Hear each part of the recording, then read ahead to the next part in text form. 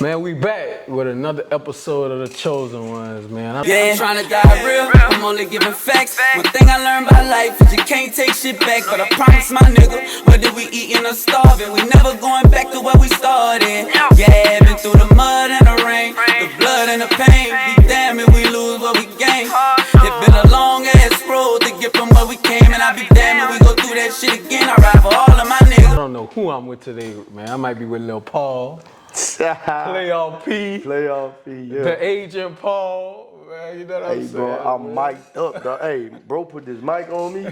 Can't tell me. So we got two cameras right here. Man, which one I'm supposed to look at, bro? You coming here with... He gonna handle that. He gonna handle that. Which camera I'm supposed to look at, bro? You coming here with the shades on. Bro, it's good to see you, bro. That's crazy, man. I'm happy you got me here, bro. Paul, bro. I said you got me here like we ain't sitting in my house. Place, man. Look, man, I had that home court advantage, bro. I had to bring them here. Shit, he say, shit, we can pull up here, so bet, man. We're gonna take it on the road. You know for sure, man. So, man, I appreciate you for having me, in your space, man. No doubt, bro. So, man, I just want to ask you, talk to me a little bit about, like, what does family mean to you? Because I know, like, that's one thing I've noticed since, like, I first, came in contact with you, that family is a big thing. I mean, like from your mom, your dad, your sister that's what really, your sister has special needs. I don't know what it is or what she has, but to see you treat her the same way you treat other humans, like that shit mean a lot. So just talk to me a little bit about what family means to you, man. Man, family, bro, is the framework of everything. But like, I think your family, that's the first people in your life that love you unconditionally. Right. In this world, people that love you for the most part for what you can do or what you've accomplished or this and that, but like your family, that's like the first unit you really ever know. And my sister was probably my first friend. I remember we were 4 years apart. People don't realize my mom almost died in childbirth having my sister. So my sister had cerebral palsy, however people want to pronounce it, but she been in a wheelchair her entire life, bro. And now you go back there and say what's up to her, the happiest person, her disposition, her demeanor, she probably like, what's your Instagram? She's the most supportive, loving person I've ever had. So that's my first friend, dog. So I think early on, having that aspect of my family, it taught me to be compassionate to all people, right? Because here I am making straight A's, but I got a sister who's in special ed, and she go to, she done had the same people in her class her whole life. Right. Stanford, Sabrina, it's the same group, all been to school. So, having that, bro, is just like why I've always been sensitive to people and cared about people. Right. And obviously, with my parents, man, growing up, they educators. They was on me about school, but we had that balance. It's like, you gonna play ball, you gonna be tough, you light skinned, so you can't be soft. You know what I mean? So, bro, family is everything to me. And most of the things I've accomplished, I've always just, at the end of the day, I wanted my family to be proud of me, bro. And when did you develop a love for sports? Cause I don't know how your story go. Cause I see the videos of Lil P hooping, shooting that thing from the timeline. But I also know the P that played tennis. And see, bro, you gonna say the tennis, and boys gonna get off on their jokes about the tennis, and I'm cool with getting into that. Cause a lot of people are like, bro, you don't look like a tennis player. But I'm like, bro, what does a tennis player look like? Right. But playing ball, bro, I'm the youngest of all my cousins, so I'm 2-3 years old, we playing fumble rumble, we playing everything. Like whatever it is, we competing at. So I started loving sports just from having older cousins who played. And then, most kids like to watch cartoons, dog. I was just locked in on the game. Right. Like we at church, I'm telling my mama, hey, the Saints come on. Hey, the Saints come on at 12. You look, I went to church up there at True Light. Say, dog, it gets about 11:30, the pastor, the offering ain't even happened yet. So I ain't watched the first quarter of a football game probably my whole life, but just loving sports. But my parents always pushed me to play and hooping, bitty basketball. My mama signed me up at 6. You wasn't supposed to start playing till you was 7. So I like to say I had a red shirt year in bitty. Say, bro, I was so trash, dog. Played for a team called Thomas Studios. Bro, didn't score. The only 2 points I scored the whole season was for the wrong team. I was terrible, dog. Listen, when I tell you terrible, Jamal, worst player in the league. Like in Biddy, everybody had to play 6 minutes. Yeah. My mom and them thought I was nice because I was starting. Right. Nah, they just started me, so they ain't put me back in the game. I'm out of there, dog. So, I played with Titus Thomas from Eunice. I still remember my teammates from that first team, bro. And Jaquel Frank, was the best player I played with in Biddy, but there was a dude named Eric Fall. I remember that whole year, bro. Right. This between kindergarten, this between first and second grade. My mama put a goal out there. You saw the goal out there? Now, you know I'm a bucket. We ain't got no nets no more. That's how you know how much I'm a bucket. I ain't got no more nets.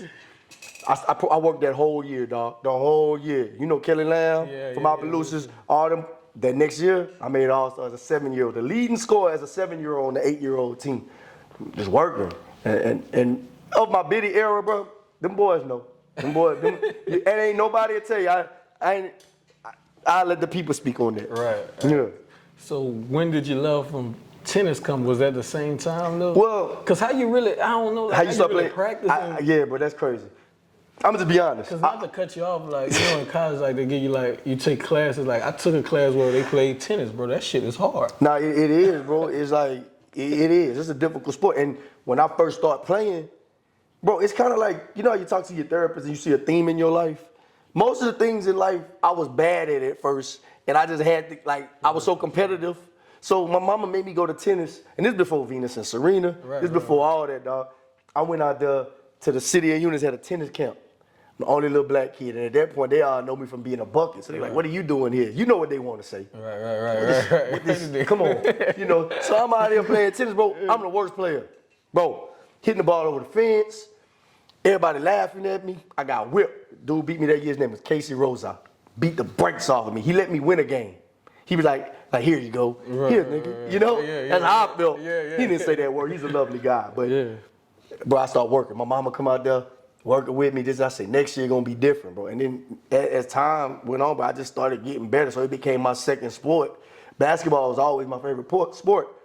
But bro, when I went to my first AAU practice in Opelousas with Ross Ricks, Carlin Riley, Quentin Payne, Darwin Hammond, Keenan Jones, you know, just had to be real with myself. I'm like, I'm a good hooper, but that looks different. Right. So that's when I kind of was like, man, let me just keep focusing on my tennis. I could probably, there's way better chance of me getting a scholarship to play tennis than the hoop. And then at that time, bro, I grew from 5'8" to 6'1" after high school. So that's how tennis came about, dog. So, man, tell me a little bit about AAU with them guys, man. Bro, so I started playing AAU after my 6th grade year, going into 7th grade. So this was like when you 11, turning 12. And bro, them boys from Opelousas was just developing differently. Like it's something in the water out there, bro, I swear. So at this time, dog, we had just came off beating Opelousas in Biddy. We had just beat the brakes off that team. We had a good team, all-star team that year. So I'm going out there, my daddy drive me out there. I go to practice. Bro, I ain't gonna lie to you, dog. I wasn't listening to rap just yet. You know what I'm saying? I ain't gonna say I was a square, but I was a 5th grade student of the year at St. Landry Parish. 7th grade student. I was making all A's, so it was kind of like Carlton, but I wasn't really Carlton. You feel me? But no, bro, I ain't know who. I remember we was riding one day, we in the car, he's like loud pipes, big rims. I was like, you know, I'm listening to music, I'm like, I kind of like, look, I'm on like boys like Master Pete. Like these boys took me everywhere, but what is the area called? The Hill? Yeah, the Hill. Bro, I'm outside. I used to look, at first I was a little nervous. My cousin LeGreg Haynes, all them, Jared Haynes. I was like, man, I don't know. Them boys like, come on, man. Man, look, bro. I was in the trenches and I was at the pool. I was everywhere, bro. Them boys teaching me about all kinds. I was like, what's that funny smelling cigarette you guys have? You know what I'm saying? So, greatest experience, bro. Keenan Jones, RIP to the Keenan Jones, bro. Every time I saw them dudes, it was love, bro. Even when I was playing ball, but the AAU experience, I was in the trenches in Opelousas, bro. Every day. Every day we had practice, I was out there. I wanted to get there early too. What was one of your most memorable, funniest stories with Trey RV, man? Bro, Trey. Dog, Trey used to wear number 11. We both wore the same number. I remember Trey, bro, like, we was on some trip, and Trey was like, man, F curfew, man, we outside. Man, so Trey make the whole team, we all in the pool. You know, at this point, we ain't got swimming trunks. We all just out there swimming in our boxes. Man, Mr. Riggs came out there, got on everybody. But then Trey got 50 stories, but Trey, funniest dude, bro, ever, but he was a hooper, though, dog. Right. Hey, Biddy basketball, AAU, boy was a bucket, dog. And the sun gonna be Oh no, yeah. I seen him. He's pure. That shit crazy. Man, so you didn't play basketball at Eunice? Oh yeah. Oh, of course. You did? Oh, I didn't know that. I didn't even look. Come on, man. Because look, I didn't know. That's disrespectful, dog. Like, that's why we here. That's crazy. Yes, I played. Now let me explain. You say you went from 5'7" to 5'1". No. I was still a bucket, dog. Like, look. Look. I'm sorry, but I ain't mean to get defensive. But I be feeling disrespected in a lot of the basketball conversations. All right. Because, like, they'll just overlook the fact that I'm 39, 40% three-point shooter. Like, at that, in high school. Look it up. Right. Like, I was a bucket, dog. So, I mean, I was never, like, just no super dominant player, but call Coach Rollins on the phone. You was respected out there. Call every team. in the team meetings, they, like, don't let 11 shoot the ball.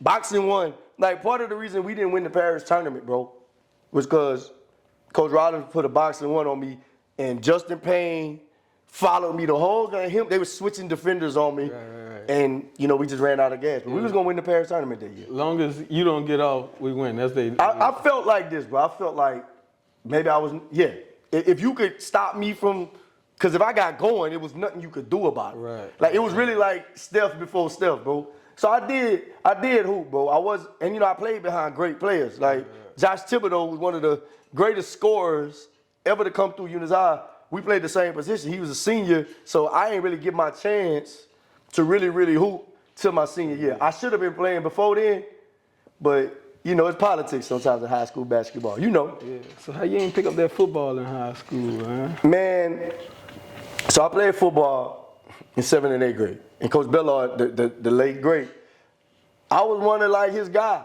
He knew I didn't really like to hit, but I could really, really catch the ball, and I was smart.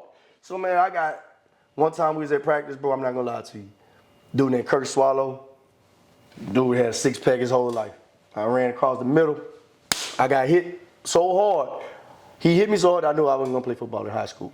And that was that, bro. But I wanted to stay around the game. Right. So I hit up Coach Charles, and he'll tell you this. I said, Charles, I wanted to go to all the games. So I started doing the stats. I started being around the team. I rode the bus to all the games. Little did I know, you know what I'm saying, a lot of this was preparing me for what I would be doing. Like, I rode the bus. I'm breaking down stuff. Every Monday morning I had a report for Coach Charles. I sat in the press box some games. I was on the field other games. It was a regret that I didn't play, bro, but had I had the size, I think I'd have been a good receiver. But, you know, Eunice High, we threw the ball 6 times a game anyway, so I wouldn't have did nothing. Man, that's crazy, because I had always wanted, like, to say you love football, and that's kind of how your passion, you know, led you. I was like, why you never played? Bro, I trust me, I stopped playing in 8th grade. And, you know, in law school, flag football, I was a problem, too. You know what I'm saying? That problem. Hey, I'm red zone. I'm nice. I'm nice. I was a dog. Man, so we in Eunice. Talk about it a little bit, man. You a top 10 tennis player in the state. You almost get them to the ship. Tell me a little bit about that, because I ain't gonna lie. Once again, doing my research, I didn't know we even had tennis in St. We played both, sir. Y'all had a team. We beat the brakes out y'all. It must have been gone by the time I got there. Hey, yeah, we beat both. But like playing tennis, bro, Eunice, it was good because like we had a really good team. Like people, you don't think about Eunice, but like my last year, I had my partner, man. We played Vanderbilt Catholic. Pretty much in the finals, had them, bro. Like, had them on the ropes. Like, we inches away from winning a state championship, and Vanderbilt Catholic is in Homer. They some dogs, but it's, but you know, I just always had the mindset, bro, that like you ain't better than me. And my teammates, you know, a team kind of takes on the personality of their leader. Right. Like we play Sam Houston, I'm cussing them out at the fence. And you know, like some of my coaches, you know, they ain't, you know. When you're a black kid playing tennis, they want you to be like Arthur Ashe. They want you to be 40 love. They want you to, you know, bro, look where I'm from. But yeah, I got you. We in a nice house, but look where I'm from. Right. Like that dog in me. Like we play St. Thomas More. I won't smoke. Zach Saloon. Like, bro, we playing the people who related to Khalid Saloon. We playing them, and I'm like, bro, I'm beat your ass on your street. You feel me? So. Playing tennis, bro, growing up playing those tournaments, doing all that stuff, bro, it built a lot of character in me. And it also prepared me for a lot of stuff because I feel like, you know, we ain't got the money some of these kids got. We ain't got, but shit, I'm still a dog, bro. And I know that's crazy. Like, wait, you had dog and you playing tennis? Think about it, bro. In basketball, you have an off day, what you can do? Pass it to your teammate, right? Tennis, you gotta go figure it out. You think about it, it's you. Like it ain't no. I'm gonna take a couple of possessions off. Right. Oh man, maybe the defense. Maybe the defense. Like nah, dog. Figure it out. So I was grateful to have played, bro. And you know, some people be like, oh, it was just tennis. You know, like say, bro, I won championships at Southern. Yeah. I got 2 SWAC championships. So you can say what you want about the sport. It is what it is. I'm a champion. So as we go to that though, like how you end up, you know, getting a offer? Do you remember? I remember. You know, getting your offer. Do you remember you signing? I do. You know, it wasn't like, you know, bro, I'm old, bro. I'm unk. Like, let's keep it a band. Like, I'm unk. It wasn't no. It was like I missed my prom because Southern tennis coach wanted to see me. I had a tournament bet. It was either go to prom, and I ain't even gonna lie. Like I'm making some sacrifice to y'all. Like I ain't had no date anyway. I ain't gonna lie to you. The girls was not. I know y'all looking at this, like the women who watching this, y'all like, ain't no way. I wasn't always this. Look, baby, I'm a late bloomer, baby. Look, I was like a 6th round pick, but I blossomed into Richard Sherman, the player. So I went to the tournament, and I was out there balling. So the coach was like, pull up. I want you to come play somebody on our team. It was a dude from North Carolina, John McLean. And I went out there, held my own. It was like 4-4. We were tied. Right. Coach was like, he's raw, but I see some good things in him, right? And next thing you know, I'm on the team. But the crazy thing about Southern tennis team, you get there, you thinking it's gonna be a bunch of black people. Like, yeah, we black. Bro, it was like my teammate from Barbados, Argentina, Colombia. It ain't really many black people on this Southern tennis team, but it was good for me because it was a diversified experience. I got to meet teammates from all over the world, get to travel all over the world, bro.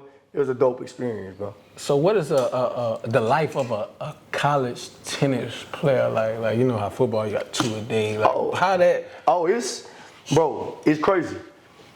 Same thing. Like you wake up in the morning, like in the fall, you waking up, you run it, bro, 5:30 in the morning, conditioning all through, bro, practicing from like 3 to 6:30, 7. It's the same that we be in the gym with the track people. Like I ain't gonna lie to you though, we be lifting lighter weights than everybody else.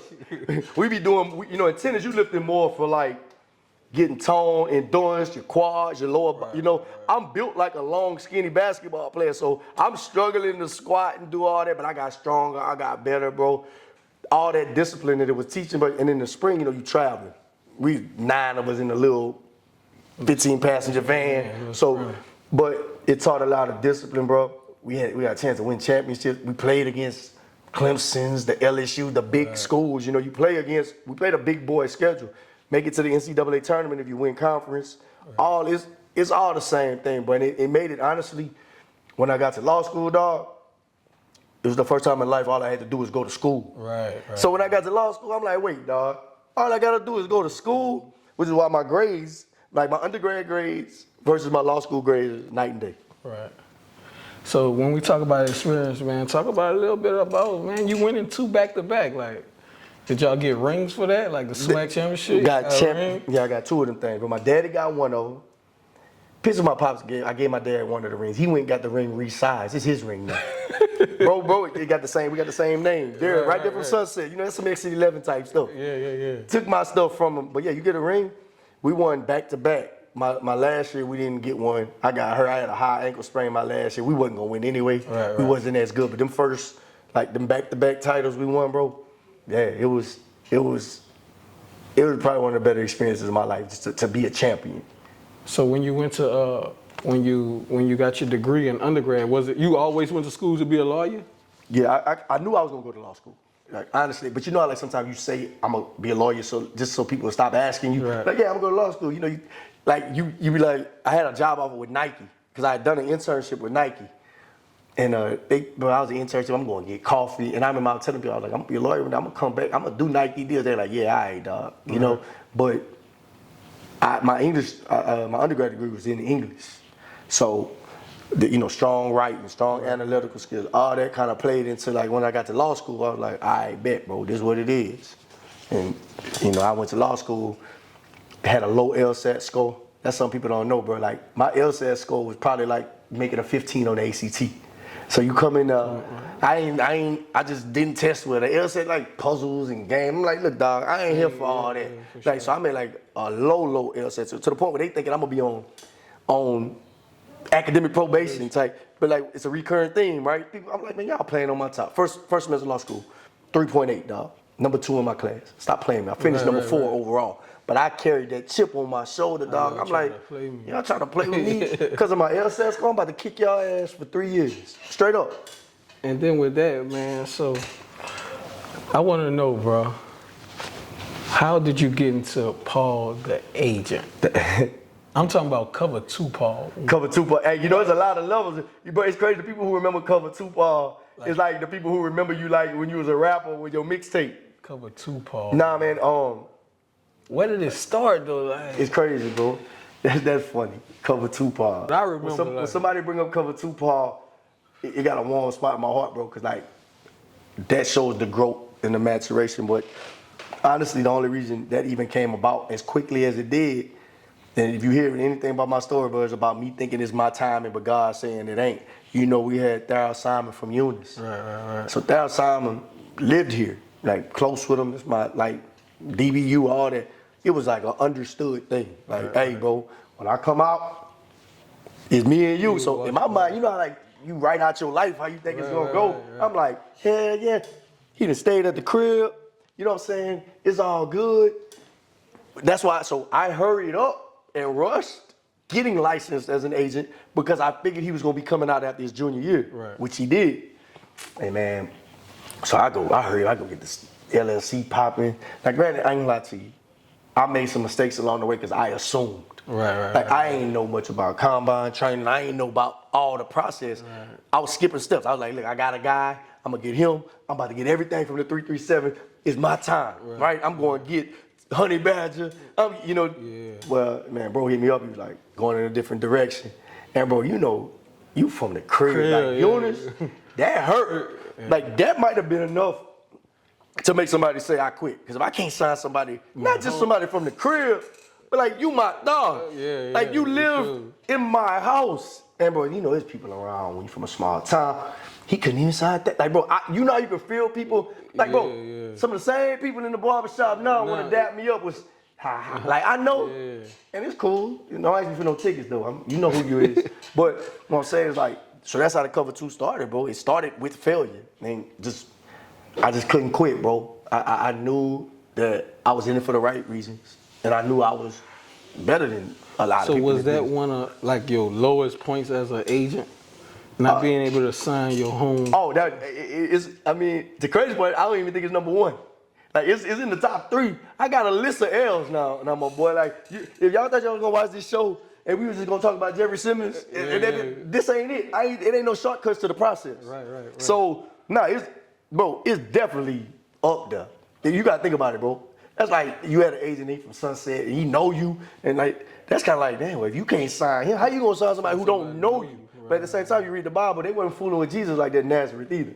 Sometimes they ain't gonna believe in you like that in your home time. But to his credit, me and Darryl, before he was like getting ready to go for his second contract, we were about to run it back. But some things happened with his career, so we was about to go do it. Yeah, for sure. And it wasn't in the cards, bro. But that's how the cover 2 started. It just started, I was just grinding, failing, signing back in undrafted guys. It's just like I never could get over the hump. And no knock on that because I realized like all those experiences made me better. Think about it. A lot of those scouts that I met while I was dealing with these undrafted guys, they in the front offices now. So it was just all part of God's process and God's plan for me, bro. Like it wasn't my time. It wasn't. And then when I thought it was my time, you know, what I think you about to segue into next, like, you know, get to 2017, 2018, first time I got like a legitimate prospect, we go second round, pick 61. Sure. So you like, okay, I'm him now. All right. You know, people hit me up, congratulate, like, bet, it's your time now. You about to go on a run. You about to get him. You about to come back with, you know, well, I thought it was going to be Traven. I thought I was going to go Traven, DJ. I thought I was going to go bam, bam, bam, bam. And not signing Traven is another one of my big disappointments that happened. I thought I had that one too. I was in Bro Bridge a lot. Shout out to Grammy if you watching. That's my people. But that didn't work either. But what I'm saying is like, so with the charge situation, it's like, all right, bro, now you here. You at the Pro Bowl. Had a Pro Bowl second year. Now here's the crazy part about how that works. It was at that Pro Bowl that I first met Jeffrey Simmons. I just dapped him up. He was just a rookie. He was there with one of his vets. We just kept seeing each other. We saw each other like 7 times, bro. Like, what up, bro? And I'm looking on the thing. Like, man, he ain't got no agent. I just put that in the back of my mind. Right. I was like, we here for DJ. His crazy part, DJ ended up meeting the dude who ended up getting me for him at that Pro Bowl. So it's just crazy how all the universe works. And, that was a low moment because, you waiting. You've been with that kid so long before anybody know him. And just get a text message, bro. Like, it wasn't like no phone call. Like, nah, I woke up one morning, text, say, bro, I appreciate everything you've done for me. You already know how the rest of the text is gonna go. I decided to go with such and such, and I'm just like, so I text her back, I'm like, bro, there ain't no way we can, let's try to talk. Bro, nah, ain't no talk, I made up my mind. So it was already done. Right. And looking back on it, you could kind of tell how the relationship was changing. But I was like, bro, I didn't do nothing wrong, but it's like, that was almost the one that broke me. I'm not gonna lie to you, bro. When that happened, I went to a dark place, bro. Cause I'm like, man, I'm 1 year away. You start to doubt. You start to be like, bro, maybe this ain't for me. I know outside my mama, the only person in the world probably thought I should. I'm sure my daddy was like, that boy got that law degree. He needs to give up this agent shit. Yeah. You think about it, bro, you ain't got no clients. Like the one client you had, who you thinking you probably about to go get a $40, $50 million deal. And worst part, bro, when he sent the text, he was like, hey man, maybe in the future I can invest in, like, don't hit me with that, dog. Like, don't hit me with the, like when you break up, like I wish you the best. Like, nah, don't throw me no pennies. It's cool. Like, so once you get your big bag, you gonna throw me, like, nah. So that was the lowest. That was a low moment for me, bro. But it builds characters. It's why I'm able to move right now. I can tell that story smiling now, but it wasn't funny then though. How does that go to like getting a player? Like, what is that process like?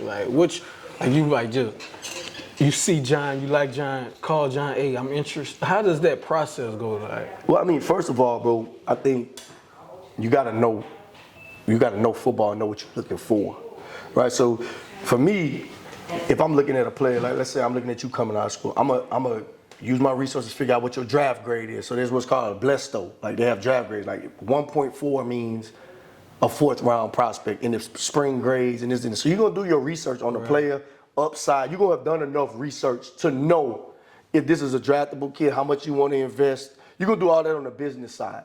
That's the business side of it, right? Like for example, right now, pass rushers are at a premium. Pass defenders are at a premium. You kind of know, like running backs ain't gonna be at the top of your list for signing right now. What I'm saying is like, you figure out who you want to target. That might be geographic. You might go on a team, oh, he from the crib. Oh, I know his people. You surprised how many people you're connected to over time. And then from there, bro, I'm big on building organic relationships. Like I ain't about to come at you on no hi. I just did a $94 million deal. Like I want you to get to know me as the person. Cause that's what I feel like I'm better at than anybody. Pound for pound, I can't go pound for pound with Rosenhaus. Rosenhaus got 200 people. I gotta win, I gotta win through grit like the Miami Heat. Right? I gotta go out there and execute. I gotta learn the player, become a friend, show that I'm trustworthy. I gotta do all those things correctly. And my bet is that if I get to know you over time and it's a fair fight and it comes down to just me versus whoever, I might have a shot every time. Every single time. So you think it's better you don't see too many who don't have it, but you think it's better to have an agent or not have an agent, like with the Lamar situation? The Lamar situation is an outlier. I think it's only so many guys that I think can do that. Yeah. Lamar had unlimited leverage. That whole Ravens team was surrounded by, think about all the guys who's ever done it. Right. Larry Tunsil. That team had traded 2 number ones for him. The market was already set. Like Lamar, no knock on what he did, but also people don't know is within the NFLPA, they have people who helped him do that deal. Now, sure, he had something to do with it, but there was help along the way, of course. But I think you need an agent. Of course, I ain't gonna say you don't need one, but I think you need one. For one, bro, for somebody to help you navigate that process, to act as a buffer between you and the organization. It's almost kind of like, bro, ain't nobody asking for 15%. Right. It's better to have that person, to have that level of intel, to have somebody to help you navigate through your career, somebody you can trust. Like I guarantee you right now, you ask Jeff be like, bro, I'm glad you was around, but I couldn't have did that myself. Right. So the Lamar, it's about, 500 guys sign deals a year. There's only 2 or 3 doing it without. Lamar, Larry Tunsil, D. Hopkins initially did his first deal without an agent. He just signed an agent to get with this next one. So agents matter, dog. I ain't gonna say we don't. Agents' lives matter. Agent lives matter, bro. So who was the biggest person you thought you had but didn't sign? Whew. Oh, the biggest one. Not even the biggest, just a person you thought you had on lock Oh, that's a good question, dog. and didn't sign. Traven for sure. Traven was one. Was I thought, and that's my dog too. Yeah, I still. Like, me and Traven, I call Traven right now. What's He's up? supposed to come, man. What's up, dog? Like that's my dog. That's my dog. I thought, that one, Jarvis Landry. 2013, 2014, I was down to like the last 2 or 3 agents. I thought I had a really good shot. His brother went to Southern. That one hurt, dog. The Jarvis Landry one, that probably was the biggest one at the time that I felt like, man, because so much could have changed, right? Right. But God's timing, bro. I probably wasn't ready to receive any of them blessings just yet, dog. Now let's fast forward to the historic deal, man. Hey. Man, you landed Jeffrey Simmons. You kind of spoke earlier how y'all, kind of got connected. So that's where the relationship began. But what's some other things that you saw that made y'all like family? Like, I think, man, with me and Jeff, we first met. Like we saw each other in the Pro Bowl, but we really got to know each other because his uncle is Jason Hatcher, who played for the Cowboys. His uncle, he didn't sign with no agent. right. His uncle was just like, we're gonna navigate through this. We're gonna figure out this agent stuff when we figure it out. And Hatch has done a great job with him. And I met Hatch at a crawfish ball, bro. And we just got cool. You know how sometimes 2 people just hit it off, and he told me it was never no promise. He was like, you come around, you show your value, I'm gonna give you the opportunity. Right.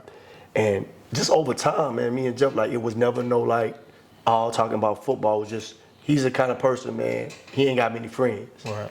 But when he with you, he with you. So it was just more so just over time showing like, look, bro, I'm around. I'm dependable. You can count on me. And then from there, he's like, man, Paul's smart. Paul know what he's talking about. And I remember Hatch hit me up one day. He's like, hey, you need to come to such and such. You interviewing to be Jeff agent today. And I'm shaking. I'm nervous, dog. I go put on my suit. Look, I got enough. And it was me. And I knew, like, damn, Hatch got a suit on. Jeff had his polo on. He was sitting at the head of the table. And you could tell, like, we looking at each other, you could tell, it's like, I want to see Paul be great in this moment. It's like, bro, like, I want you to have this. Like, don't give them a reason to say, because, bro, every agent in the world trying to call Jeff Simmons. Like, bro, everybody in the world, dog. You think about it. You know he going to be a 20 million plus player. Yeah. And I ain't got to spend no pre-draft stuff. I just get to the bag. Right. So, I get the interview. Everything they asking me, dog. Bro, I show you, look, I got the little bag. I had a little, went to Kinko's, had it all printed out, broken down, 3-year cash flow. I was in my bag, bro. Like, when everybody great, think they great till it's time to be great. And I was I ain't gonna lie to you, bro. I know people big on being fake humble. I was in my bag. I knew I was in my bag because Jeff hit up Tyree, one of my other clients. They line brothers. They not only are they are line brothers, Omegas, whatever. Yeah. But Jeff hit Tyree's like, bro. Tyree's like, for real? So it's like, I had proven myself in that moment, bro. About 3 weeks later, I landed in Jamaica. I was on a little trip. Who you was with out there? I was just out there. I was just outside. Just some OTAs. Hey, your boy over here acting like Wendy Williams. Nah, so I was in Jamaica, and Jeff was like, hey, bro, ... So, bro, I'm so conditioned. You know how, like, you get them texts from them girls? You know them girls, like, you're going to be mad. Yeah. Hey, don't hate me. The whole team, oh, wait. So I'm like, what's up? And them dots, bro, it seemed like that's the longest, them 3 dots. And I'm like, man, I'm shaking my phone because, I'm out the country. Yeah, make sure the signal right. Hey, bro, I talked over with my uncle, so I'm just like, here come that rejection letter. And he's like, I'm gonna go with you, dog. This and that. I'm like, I ain't want to act too excited. I hit him the text back, like, I appreciate that, but we'll get all this back. Dog, I'm so turned up. That Jamaica trip went from a 10. But I'm out there punting it. I'm out there doing Jamaican dances, everything, bro.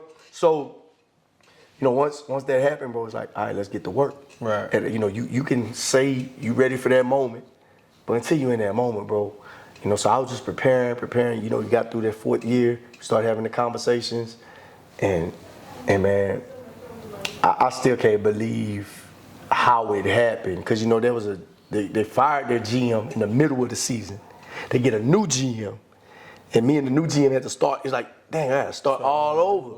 But that was God. Rand Carthon, that's my guy, bro. 42 years old, young black GM. He's a solid guy, really smart. We got the deal done, bro. Like we got it. 4 Stood years on business. 94 mil, 66 guaranteed. 66 guaranteed, bro. So my question to you is, was that the like, nah, nigga, we made it type shit, but I still got to get to work or no? Bro, a lot of people ask me about the deal, and I got to go back to this point, bro. Like, every time, you see somebody get a deal, and you be like, oh, I could have did. Like, I got so much respect for every agent that's ever done a deal that high, because you gonna take some L's. It's just which L's you want to take. So we started negotiating end of January. Like they sent their first offer while I was at the Pro Bowl. And bro, you know how like before you play varsity ball, you like, I can get in the game. Yeah. But then you get in that game, it's like, oh man, this is a little fast, bro. I remember they sent their first offer. And I was like, it's real. But I had to take a couple of steps back and like, all right, bro, you got this. You can do this. Like, calm down. Trust your process. Trust your preparation. And bro, it was a 2-3 month process, bro. But we got it done, dog. And I wouldn't say it's like I made it moment, because for me, dog, like that was never my ceiling. Like this was just proof that I could do it. Right. Nah, that was never my why, bro. My why was never like, yeah, it was cool. Like I saw Marcus Spears say my name on ESPN. Yeah. Like that's crazy. Like I came back home and it's like all that love, bro. Like I felt it, bro, but I never felt like I made it. Like I'm grateful. Like, mind you, I'm grateful, bro, but it's just like I showed myself what I knew I had in me all along. It wasn't about proving nobody wrong, dog. It was about proving myself right. And I grew so much through that process, like per game roster bonus. Like I grew so much. And you look at all these agents, bro, name your favorite agent right now, whoever they are. I can't name one whose first big deal was 105 if you count the 50-year option. Right. But what you'll see is a lot of times they were with another agent on the deal, or it was like, nah, dog, I ain't tagged nobody in. Right. I went and got them myself. But in that process, you learn, like, did I make a couple of mistakes in this deal? Looking back on it, I give myself a B+ on that deal. I know what I could have done differently. I know what L's I took.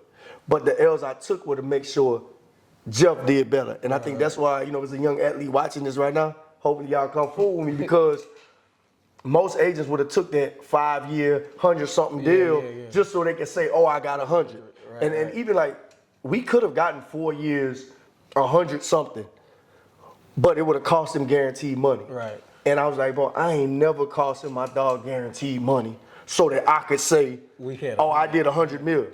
I'm cool with that 94 if it meant he got 66. That's 70% guaranteed money. Highest the Titans had done before that was 62.5.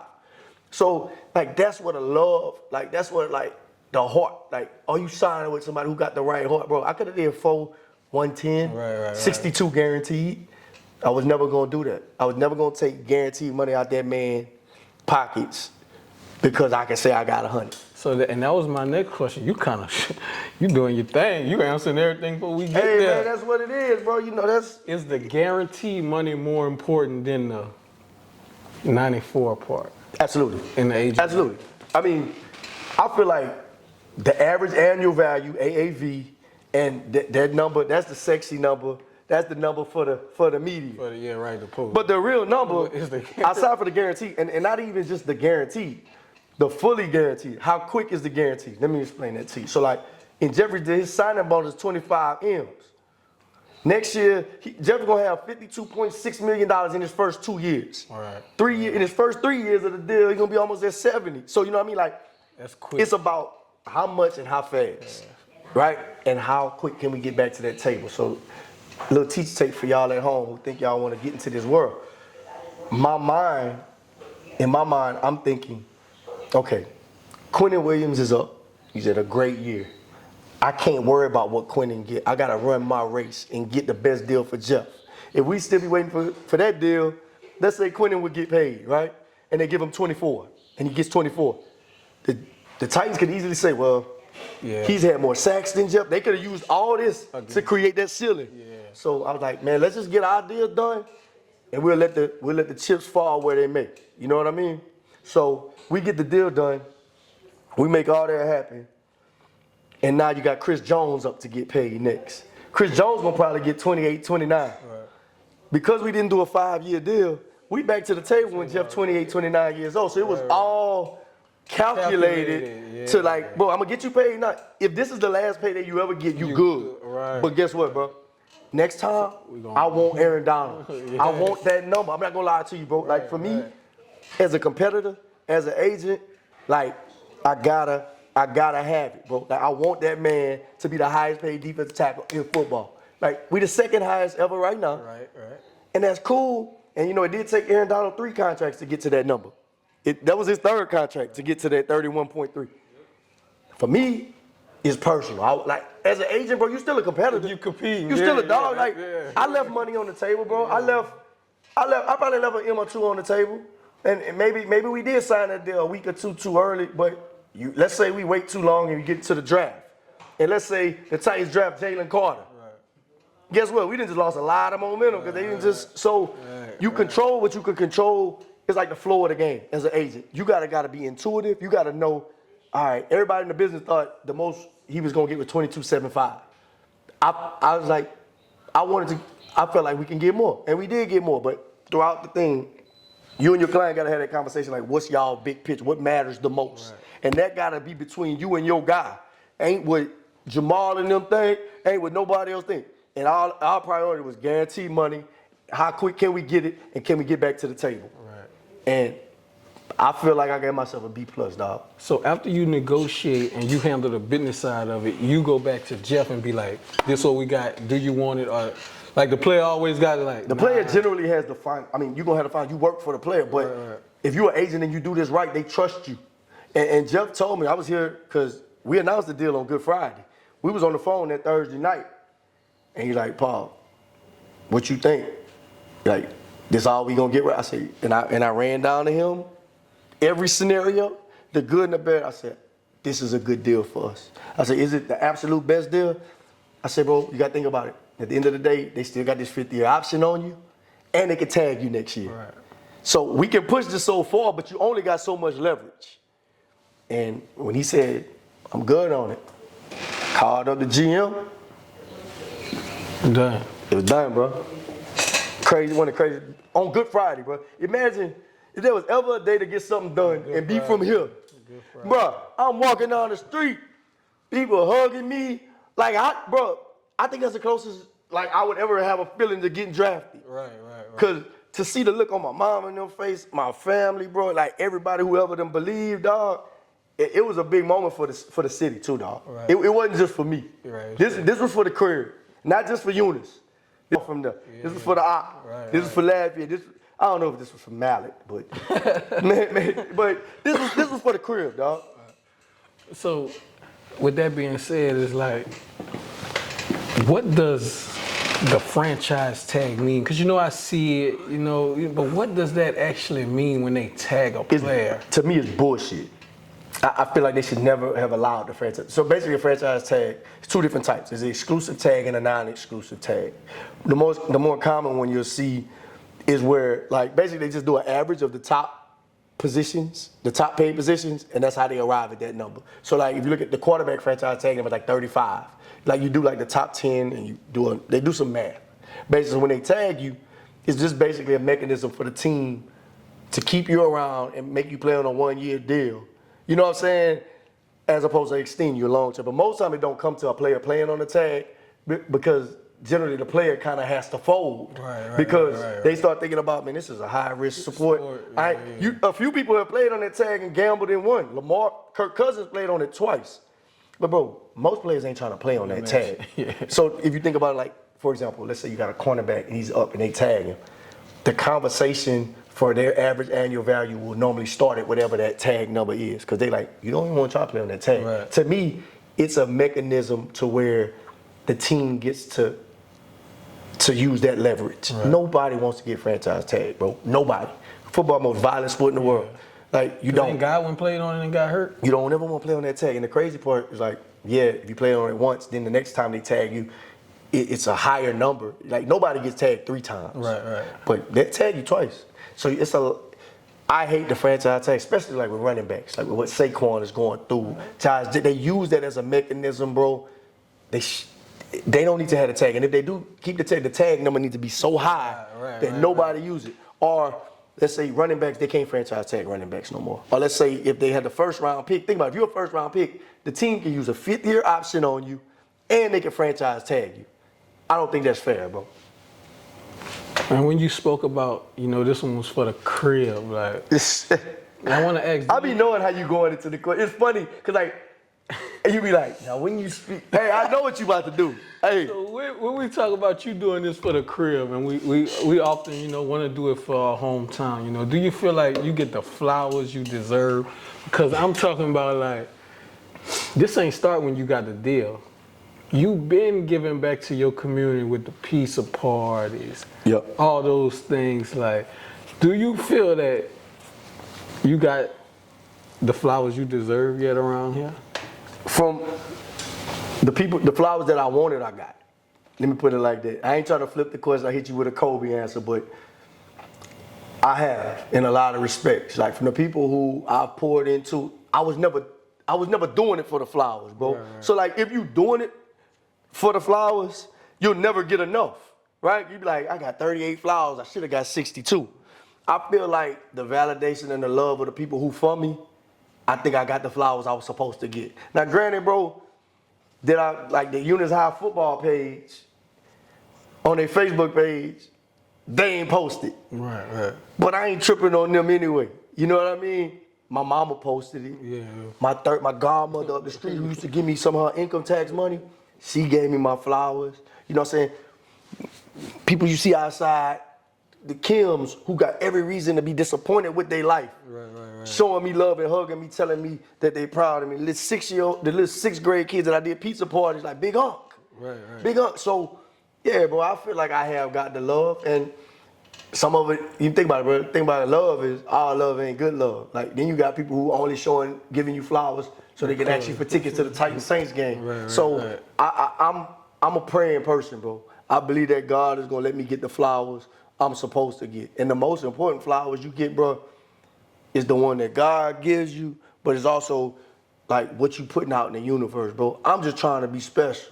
I just want to be great so that I can inspire the next little kid. It might be another little kid right now, he ain't never going to the league. Right. I get to be in the league without being in the league. Right. But I was on the sideline catching the ball at the game. So like I'm showing people that, bro, it's more than one way to get to that. And like with the Simmons deal, the $100 million, everybody where we from, bro, got a different goal. Right. Like that for me, that might be somebody else like, I want to be supervisor at Walmart. It might be something that they tried their whole life, but they kept failing. Hopefully my story is one, and me getting my flowers is a story of, damn, this nigga done been through it. Right. Like, that's what you said when you hit me up. Then you was like, say, bro, you ain't cheat the process, dog. Like, that's one thing nobody can say. They can't say, when I was playing ball growing up, the only reason your mama a school teacher, it ain't nothing nobody can say. They're like, what you gonna say now? Like, I done failed, couldn't sign somebody from my own city, lost my biggest client before I got paid. Nah, dog, you can't. My story, my flowers is somebody else telling me, bro, like, hey, I saw you get out the mud. I saw you ain't quit. I respect that. That's the biggest level of respect you can get from somebody, to me, is if they give you a compliment to your resilience. Because they be like, man, I'd have been quit, dog. Right. 10 years, dog. 10. And with this agent shit, like, I ain't gonna lie, you the only agent I ever knew out. Do you know anybody from around this area who tried to do that? Cause I do. I know people who've talked about, like, for example, there's a guy named Raymond Brothers. A lot of people don't know who this. He from Lawtell. He don't come back often. He represent LaMelo Ball.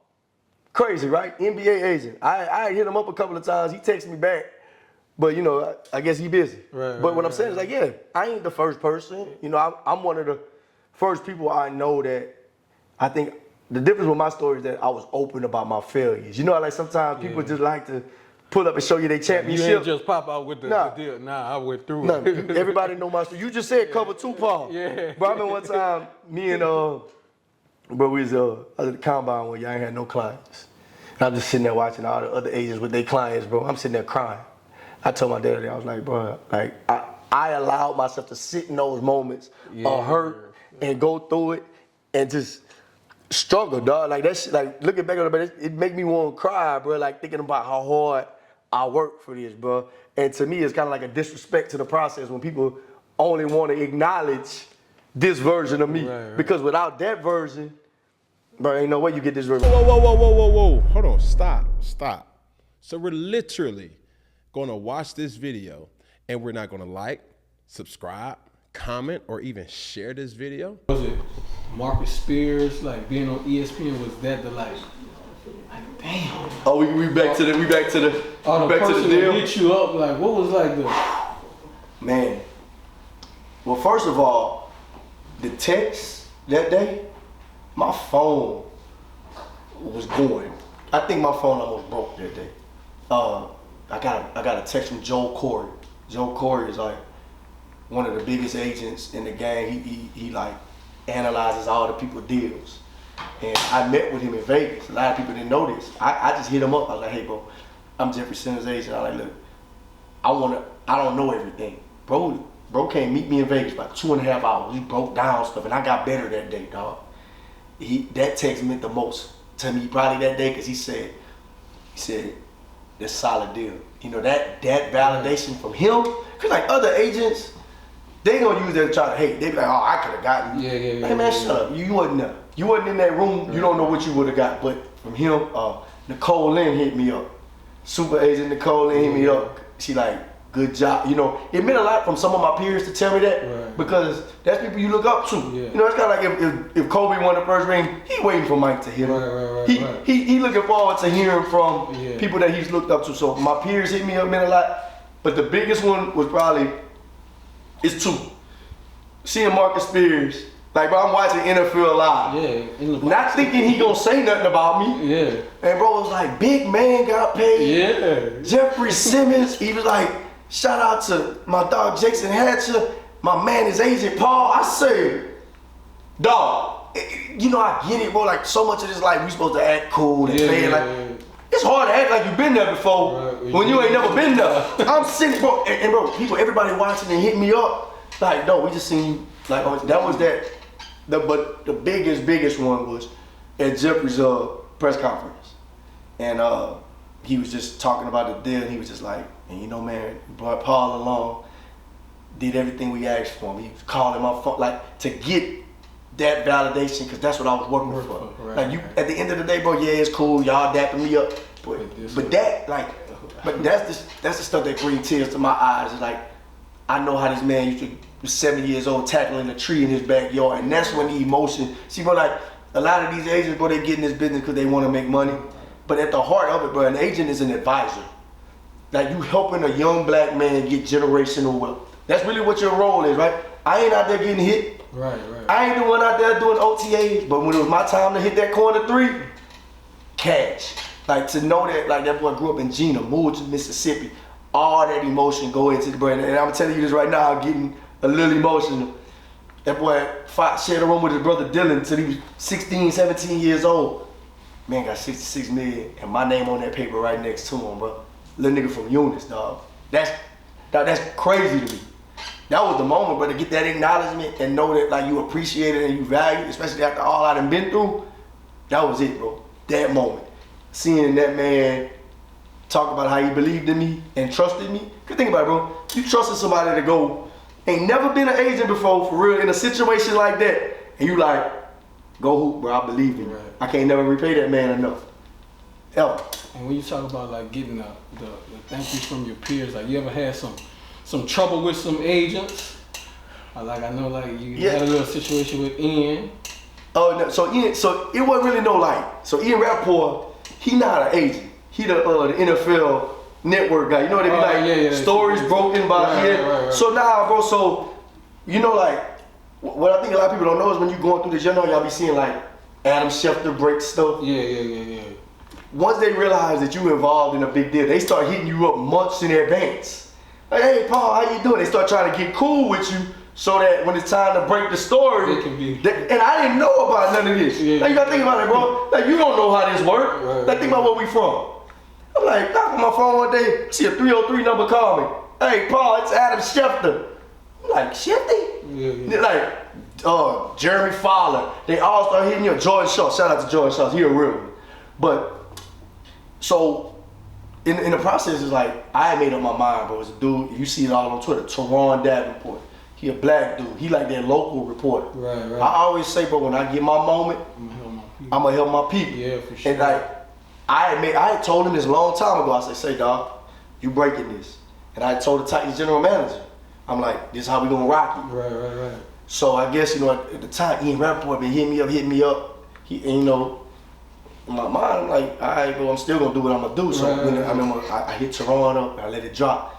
Bro, Ian Rappaport probably text me like 15, 20 times. Hey man, I thought we were cool. Like, you like trying to check me. Yeah. So he called me one day, like a week afterwards. Like, just like, you know, I didn't really appreciate how you, and I just kept my composure. But you know what I wanted to say. Bro, you know, bro. But yeah, bro, it was crazy. But so Ian wasn't really fooling with me, but I think we good now. But that's one of the moments where I can't be Eunice me. Right. I gotta be, hey man, you know, I understand. But dog, then Teron Davenport broke that story. Right. And guess what, my dog?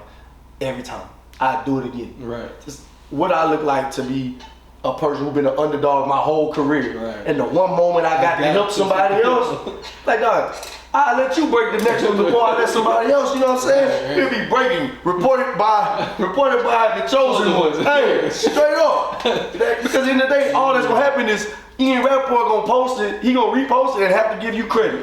Right. So that's how I'm gonna move. So I stayed black, bro. Yeah. Black on black, all the time. Shut up. What's your top 5 Bobcats, man? Football. Yeah, we gotta get to it, bro. I know you. Hey, bro, you come, bro. You know the crazy part about these top 5 lists, right? Every time, bro. I remember last time I was here, like last time I was home, one of the greatest football players from Eunice High ever, Kyrie Saber. Got a street named after him right here. Bro came to my mama's house, ain't speak to me, ain't say hi. Soon as he walked in the house, say, man, saw your little live show. First of all, he started like disrespect my show. It's a little, dog, I'm doing 10K views. If it's a little show, you watched it. So what that make you? Yeah. But he was like, so what in your top 5? Like, damn. So then, and I was seeing something else, like Josh Thibodeau asked me, so what in your, like, bro, it's a subjective list. Yeah. So we said top 5, Eunice High athletes, period. Football, what sport? Let's be clear. I want to know your football. Shout out to the air for not working, because it's hot, boy. It feel like North Central Gym. I want to know your top 5 football, man. Ever? Ever. Oh, you can break it up. You can break it up tough. to errors. I think you. No. I would say this. Darryl Simon always. No particular order, but you got to put Darryl in anybody's top 5 because he accomplished stuff on all 3 levels. Right. You know, at the end of the day, like that man played in the Super Bowl. I mean, Edelman cooked him a little bit, but he still was dumb. Like, ain't many 6'4" corners guarding Edelman. Darryl played and produced in the Super Bowl, and had they won that game, nobody would even be talking about that Edelman whip route.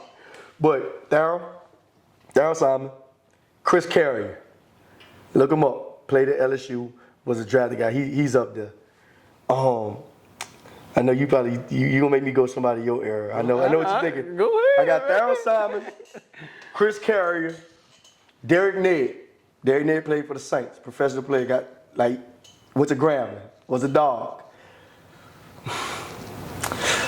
Ernest Mitchell, wide receiver, a dog. And my 5th one, this is an emotional pick for me, but it's gonna be Malcolm Mitchell. He was the quarterback, left-hander. He used to throw that thing. Now, Ryan, your era. I mean, I can't leave out Tyler Collins. Yeah. Trinity. Derek Denton. There's a lot of dogs came after too. Tylen Cooper. I got to put him in that conversation too. So I think you make that conversation, but his errors is no top 5. Everybody had their own impact. Right. What about hoopers?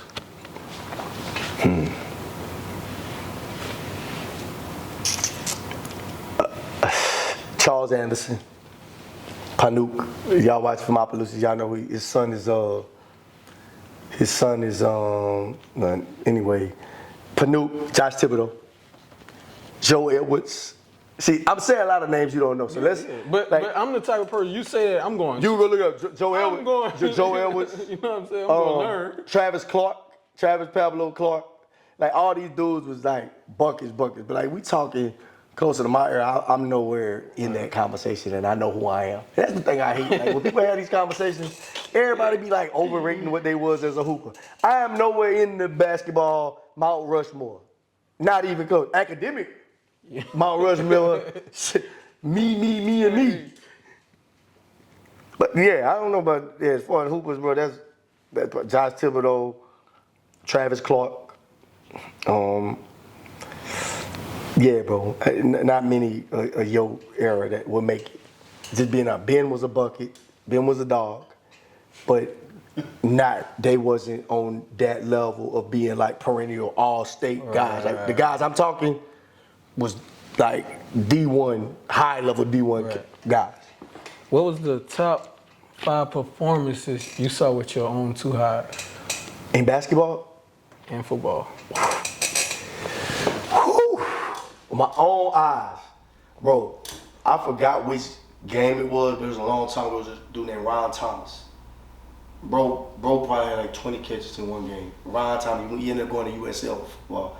That was one of the best performances. Donnie Bollock, dude, the year we went to the Dome in like 97, bro made like a 42-yard field goal to win the game. He played quarterback, like that was a signature. Fred Guillory, Eunice High went to the Dome, he had like 18 tackles against John Curtis. Like I've seen some sick Simeon Hardware in that Dome game when we went to the Dome. Jordan Ledette's performance, Avery Lee's performance. Like I've seen some moments in basketball. I saw Josh Thibodeau score 51 points with my own eyes. Like I saw Travis Clark when I was 6 years old score 49. I've seen some signature moments, but so like to call them top 5 is tough because you got to think about it. Was it a playoff game? Was it on the road? Like in some of my signature moments that I had, right? I feel like some of my moments, like in basketball, went under the radar because it was like, you know, I'm not known as a hooper, but I had 30 on the road against the defending state champions, and we beat them 84-81. Like whatever. You know, Northwest tournament. I had some signature moments too, but you didn't have Give me a Northwest tournament memory, man. That's the Christmas tournament. Everybody got a memory. Bro, the crazy part of Northwest tournament, if you a real hooper dog, you want to get a bucket in the Northwest tournament. Like, you know, because it's the day after Christmas. Everybody got their fresh fits, the new shoes. Everybody got the Northwest. They might as well call them the Northwest Jays, huh? Yeah, you go to Northwest, and bro, you waiting for that schedule to drop. You like, please let us have a late game. Yeah. Bro, dog. So picture when we got a Northwest tournament, we played Northwest in the Northwest tournament, dog. So you already know. So we had beaten them in the Paris tournament. They came back and beat us by 35 of December the 20th. We played them like the day before you get out of school. So it's like, damn, we gotta play them again. They just 35 pieces at home. Because I feel like they mad because we beat them in the Paris tournament. Man, I don't know if you know BG, his name Brandon Gallo. He passed away. He used to play for Northwest. And he was like, you know, me and him would tell you like, man, we gonna bust y'all ass again. And like, I'm still cool with them. Keenan Jones, Koji, all them boys from Northwest. Courtney Miller, who still ain't a bucket. She probably be watching this. She about 4'6". She thinks she can shoot. But anyway, that's we get in Northwest tournament. It's the first year I really got to play. Cause sophomore year I was on the bench. We only got in at the end of the game when it was time to try to get your name in the paper. Junior year I was hurt. I broke my finger. So man, it was my time, bro. Dog, we played Northwest. I had 6 threes in the second half. Just went unconscious, dog. Down by two, bro. Like Keenan missed the front end of a 1-and-1. We get the ball, bro. I'm streaking, and I had visualized hitting the buzzer beat a walk off to win the Northwest tournament, to win the game. I had visualized I was gonna walk through them double doors. I was gonna get me a sandwich from Richard's on the way. I had planned it out in my head. Man, Chuchi ain't passed me the ball. Man, my dog ain't throw it to me, and we lost that game by 2, but I went crazy. But I couldn't miss. Second half went crazy. That's my signature Northwest tournament moment. Then we lost like in the consolation bracket in this game by like Continue the conversation. But everybody gonna remember that performance. Oh, the girls know. Bro, you get booked in front of the pretty girls from Northwest. Boy, I feel like I was Keith Frank out there. That's the tournament you gotta shine. Baby, I'm J. Paul. J. Paul is my alter ego. Hey, and it's like you get in the Northwest tournament, you be feeling pressure to hoop. You try to get in the layup line, the fans on top of you. Yeah. Oh, dog. Hey, the Northwest tournament, Netflix needed to do a special on that era. Cause you remember like St. Aug would come. Yeah. I remember they were telling the boys from St. Aug, the fans, they're like, y'all ain't even got no halls at y'all school. Oh boy, yeah, because they are boys. They was on them boys. So y'all, bunch of sausage. Boy, they was on them boys, bro. OHS would come through in the best tournament hands down, dog. So I want to ask you, man, what's next for Paul? What you trying to? What's next, dog? What you trying to? Do you have a goal, or you just going one day at a time? Man, you know they said first thing for me, bro, is I'm continuing to grow with my journey with God, bro. I think, we talked about all this. One of the big things that I think changed with me in my career, like, yeah, you could talk about luck. I don't think it's a coincidence, and I hope, you show your little nuggets, you like your clips. I hope you put this at the top when you show your little, how y'all do y'all little 90-second stuff. You can say I got better as an agent. Yes, of course. I did a lot of that work, right? Studying the website. I got better technically. Absolutely. Sound. I'm fundamentally sound. I'm a complete agent. I can negotiate. I can recruit. I am complete. I'm Jokic. Right? But growing with God, bro, like when I made the decision 16 months ago, like, bro, I'm not drinking no more. I made the decision. I'm going to church every Wednesday. I'm going to Bible study. I'm going to church every Sunday. Devote myself to God, bro, and the clarity that comes with that, that was the biggest thing for me to even, before any of this happened. Right. And in me getting right with God, bro, it had a trickle-down effect. My clients started seeing more discipline in me. The parents who maybe see, they're like, that's somebody I can trust with my boy. He might be in the club with him, but he ain't gonna put him in no danger. So that maturation, that spiritual maturation was the first step for me, bro. And I'm still growing with that. Right? Like I just got through teaching Vacation Bible School. I was supposed to be in Miami. Right. I ain't go because I said I gotta stay obedient in my purpose and be right with God, bro. So that's the first thing. Like that's the first thing that's next to me. I'm gonna continue to develop and live right and in accordance with who God wants to be. Now, bro, I'm gonna make some mistakes. For sure. Like I ain't Tony Evans. I ain't perfect, bro. None of us are. But that's the first step. As far as professionally, man, I want to become the best agent to ever do this. Fact, I see all these other names. I feel like now that there is a big deal under my belt, I've shown that I had an acumen and the ability to do it. You eliminated that but, like people, anybody can do a rookie deal, but can you stand in them trenches and get a big boy deal done? I feel like I have done that. So now it's just about building on that momentum and building around solid pieces, bro. Look at where we from. It's a lot of talent about to come out of here. I can't let these people come out here. I can't let these people come. I can't, it's like, you can't come get a dub out here. Like, I want it to be like Jay Prince. You gotta check in with me before you come to Appaloosa, Lafayette, New Iberia. I think that's the goal, just to keep building with good players, bro. It ain't really about the age. Like, I can't become the best agent without getting the best players. It's a lot of players that's coming out soon from where we from, that's doing high level things. Hopefully, I'll show them my heart. They'll see who I am, and they'll be like, man, let's build this together. Cause you see, like a lot of agents, they're coming to be like, you see what I just did? I just did this.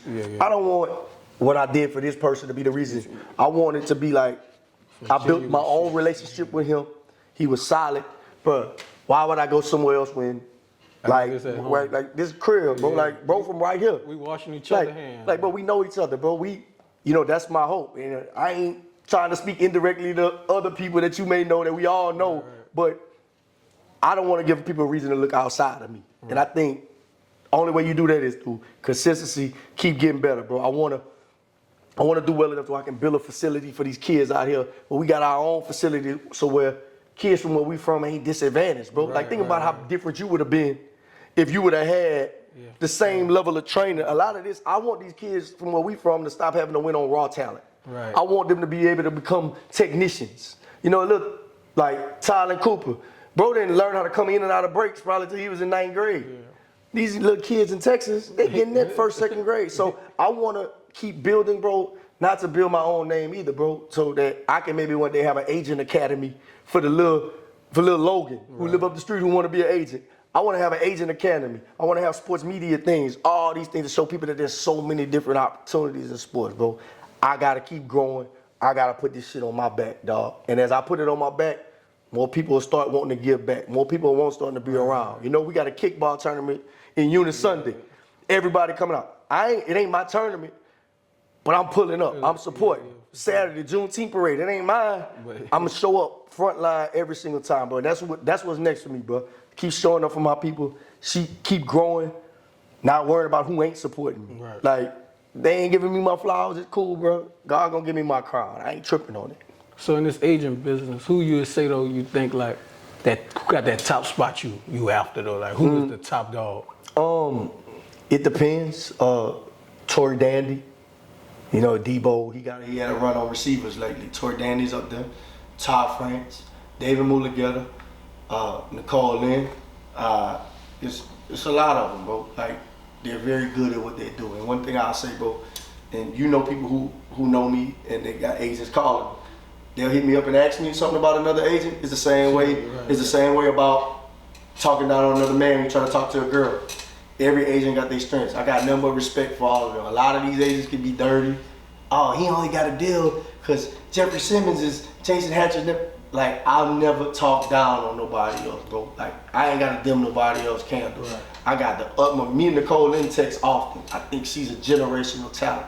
I think they're all very That's Young Money? No, she was with Young Money, but she's with Clutch now. Oh, all right. Billboard, but what I'm saying is, like, I got respect for them. They my peers. But same way, like Dame Lillard at home watching the playoffs, I got some stuff in my bag, and the difference is, bro, I failed in this business. I done seen every side of it. I done seen undrafted free agents. I ain't never had a first round pick yet. That's next on my goal. That's next. I want to be in that green room, dog. Right. I ain't gonna lie. I want to have a suit on with the fresh. I want my boys being look at your ugly ass. I want that, like real. Yeah, I mean, I want that. I got a lot of respect for these other agents, bro. But I don't feel like, and bro, there's no knock on nobody, bro. Yeah, sure. But I feel like I'm pound for pound. I mean, I ain't had millions of dollars behind. I ain't got no big investors behind me. I ain't got. Anybody can throw money. Anybody can say, I got this pound for pound, bro. I ain't gonna lie to you, bro. I feel like I'm right there. Yeah. I'm right there. But the only way to get there, I gotta take care of the career first. Right. You know, I can say you know about people in New York. It's people from where we from going first, second round in the next 2-3 years. Yeah. Gotta have them. Yeah, y'all hear that and y'all gonna watch. We coming. We coming, bro. I don't know what else to, you know, it ain't no excuse, bro. Right. Your people know me. Yeah. You know what's up. So look, who would you like to see next? On this show? Yeah. Man, y'all been doing great, bro. You gotta be an athlete? Man, you know, I want to see y'all pull up, bro. It's a couple of people. I like to see y'all put I want y'all to go OG for a show. I want you to get Bush Fontenot on the show. Coach Bush? Man, that'd be crazy. I would like that, bro. I think, you know, because it kind of expands y'all demographic. Because, you know, when I do my live show, like, I'm asking you to come on my live show, right? I think the people want to hear from Mr. Bush. I think that's a great one. I think that, and shoot it from the North Central Gym. I like to see that, bro. I like to see Mr. Bush. And another one is Charles Angelo. Northwest High, graduated in 1999, took him to the top 28. A bucket. I was just born. A bucket. Man, y'all make me feel old, boy. Y'all make me feel real unkish. Man, you got some questions for me? That's a man. Bro's like, okay. What do you think, like as a player, what do you think is the most important element out of what would make a good agent in your book?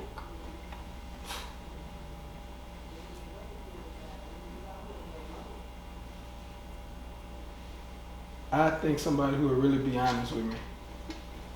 Like, let me know, like don't come sell me no dream. For sure. Like, you know what type of player you are. This where we possibly can go.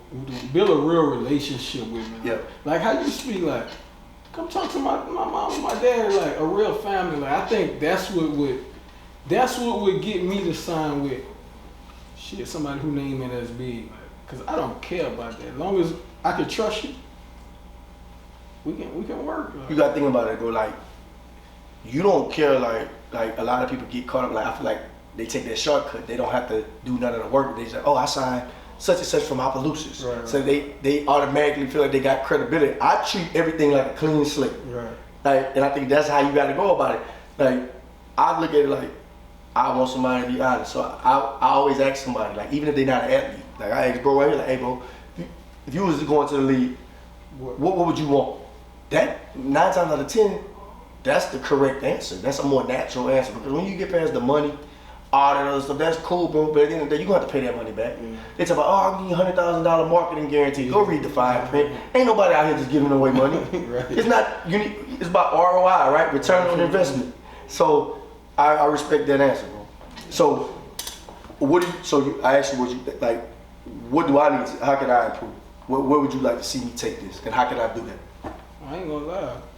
If we being honest, I want you to snatch everybody coming from the crib. That's what you want out of me, bro. I feel, cause if anybody know me, they know like, and I say this on camera, for the last about 4 years, not jeans, but every shirt I done wore with black on. Like, I'm about like my people really building as a Muslim, building, growing, and like we can do this shit ourselves too. We don't necessarily need like, you know it's good, but like we got Paul.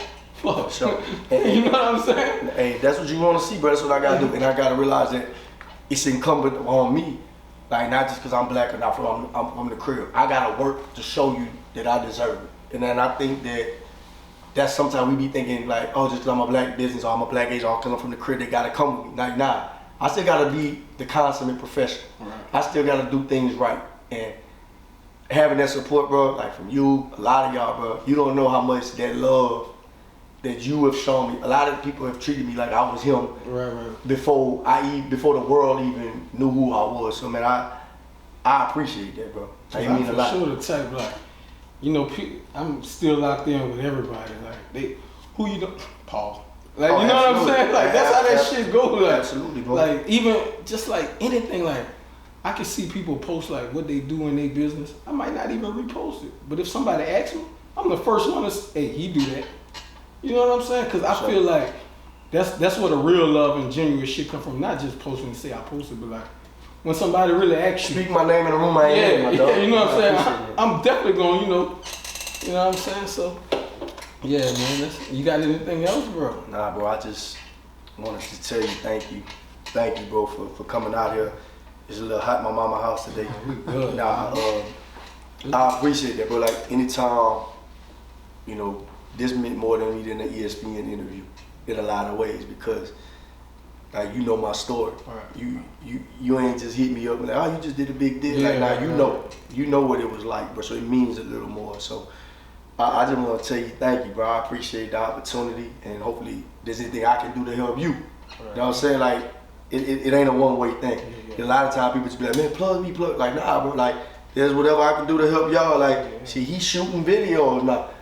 Hey, you want to come shoot at Jeff Camp? You want to do this? Like it's got to become a cycle where we all looking out for each other, bro. It's bigger than just me. Like, right now, I got the hot hand. I'm hooping right now, but I got to be looking to help you too. You know what I mean? I don't never want one-sided relationships, bro. So I appreciate you, man. I'm thankful for you having me, bro. I'm humbled by it, and y'all who watching, man, I ain't done yet. I promise you I ain't done. But we ain't done either, because D-Lo, you always gotta have a question for the guests. Don't even act like you don't know. Oh man, I forgot. Everybody show up. Oh, the 2 days water on the way. It's on the way, man. On the way. Come on, D-Lo. Nah, See, what I think I love the most is because all the people that we've had on has been like skill players. I'm a lineman, so I love this. You know what I mean? Yeah. Finally, us linemen get some flowers. You know? So I really do love. So my only question would be like, what made you? Is there a deciding factor, like, or is this who you can get? You know what I mean? I mean, like who you can sign? Yeah, like. Nah, but it ain't just who you get. Like I feel like the agent is selecting the player. I'm past them days of just whoever want to sign me. So like, nah, it's I heard got. you say Quentin Williams, like that's some of my favorite. Oh, Quentin is a dog. Yeah. He's a great player. Like him and Jeff, they top 5 in the league easily, and neither one of them is 5. Cause I watched it because they the same age as me, so it's like. Yeah. Crazy Yeah. to see them like- You say like what made me want to like select like certain players or positions? I'm just trying to like what position? Well, man, like for me, bro, think about the lineman position, right? A lot of times, bro, like I'm around a lot of like obviously got Jeffery Jenkins, he a wide receiver, D. Anderson, receiver. The lineman receiver personality a little different too. Like the lineman, for example, I go out to the club with the lineman, I go to the bathroom, they walking with me. Like it's just in them. Like I got you. It's just a lot like they just want to go fishing. A lot more laid back. Just be on some like I don't know. And just from a business standpoint, they played for a long time. Like you probably gonna get to 3 contracts with a lineman. They play for a long time. You get them in the right system. Got good feet. They can play till they 35 most times. So I'm starting to become a fan of the lineman, bro. Like I can see myself representing a lot of linemen moving forward. Cause you meet them, bro. Like a lot of the kids I got coming down the pipe, they just solid players that you know gonna be some of the ones. But I used to gravitate towards the receiver ones. Bro, she just made history with the linemen, bro. So y'all my favorite right now. That's a great question though, but shit, we're gonna keep going. I got some more questions. Oh, let's keep. We're gonna keep running. Hold on, man. Look, my mama, the air ain't working. Me and Eunice, it's a little hot, but you know, I got We're shout still out in the trenches. We're in the mud right now. The mud, shout out to Alpha Phi Alpha Wild, man. They the SIG. Y'all know what it is. So like how you were saying, like linemen, like positions, like is that easier to sell? Or like like receivers, like you know what I'm saying? Cause like my receiver coach used to tell me like, damn near everybody can not run a route, but like you can find receivers that can run routes. Like is it a? Yeah, I mean a skilled lineman, bro. Like look how they get paid right now. You gotta also think about what the league is evolving into. It used to be only left tackles got paid. Now you starting to see right tackles starting to get paid. Why? Because most teams got 2 pairs with 2 dogs on the end. Yeah, right. So now you got left guard, right guard, where Quentin Nelson got 20. So your top end linemen, the interior, now you're starting to see interior linemen get paid a lot because interior pass rushers, Jeffery Simmons got 23.5. You got all these interior linemen getting over 20 now. That's gonna be the new thing. Quentin, Jeff. Next couple years, Jalen, all them boys, like, so interior pass rush is almost, if you ask a quarterback, they much rather get rushed from the outside than have somebody in their lap. Right. So think about it. The more they paying interior linemen, guess who else you gotta pay to match up with them? So the lineman position, bro, they about to get paid for a long time. And if I was a kid right now, like the kid from Opelousas, for example, the running back, Ford, DaChosen. If I was advising him, I'd make that position switch if I got to college. I'll go play linebacker. Because, hey, tell your people hit me up, bro. I got you. I got you. Man, that's like all the brothers. Oh, okay. We already in shot one, we never drop it. All right,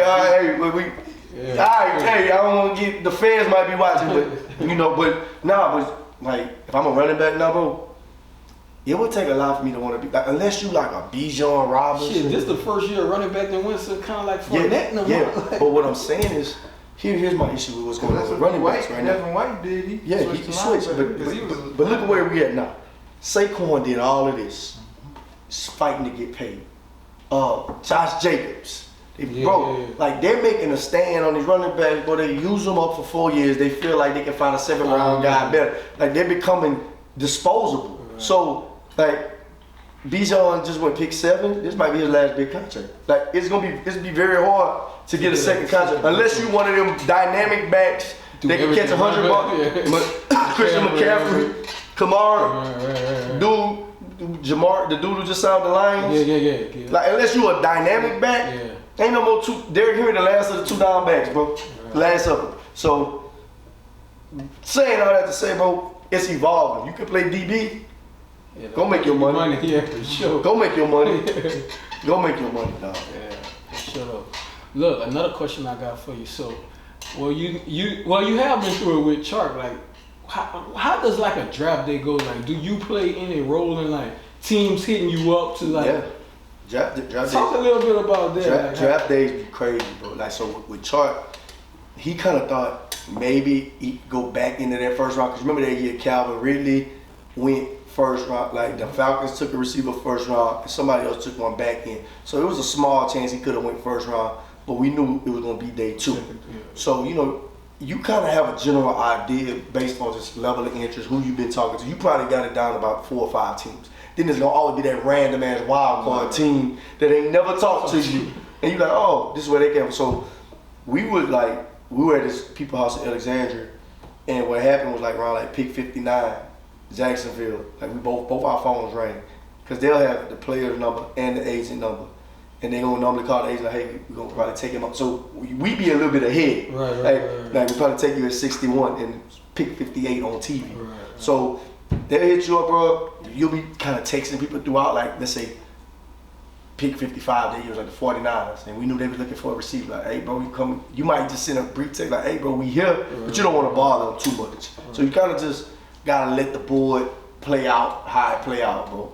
And I'm looking forward to, like, I don't know what it look like in the green room, but I'm gonna let you know. I'll let you know.